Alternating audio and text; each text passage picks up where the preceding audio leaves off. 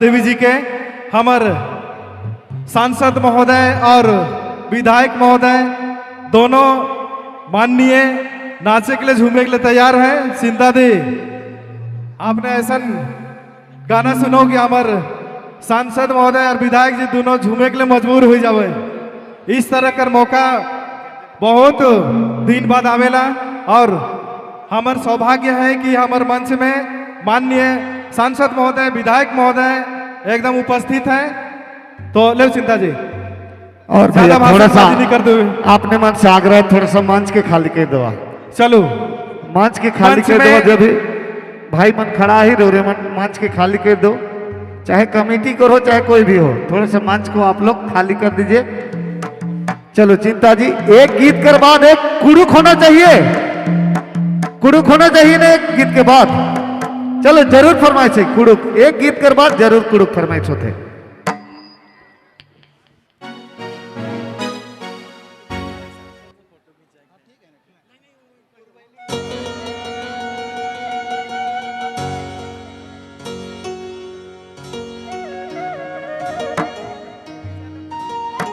Hello hello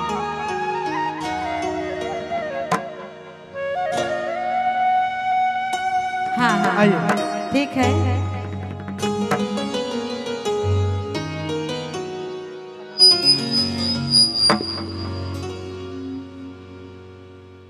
बाबू खींचा हो फोटो।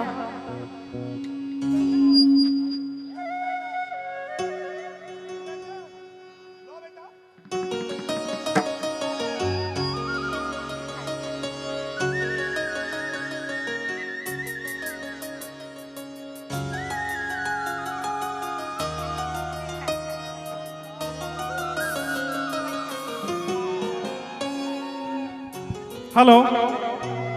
और इस गाना के बाद डांसर में जो भी हैं तमन्ना जी शायद हैं, तो वो भी अपने तैयारी रखबे।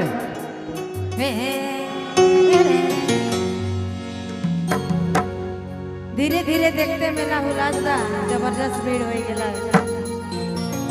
मेला ऐसा ठलम ठेला है, देखब केकरो से टक्कर ना हो जाए, संभल के।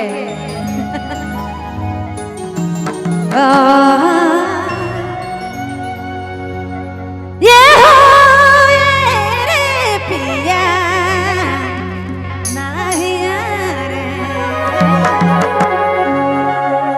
मौके जाए के नहीं दिल हो पिया नहीं रे।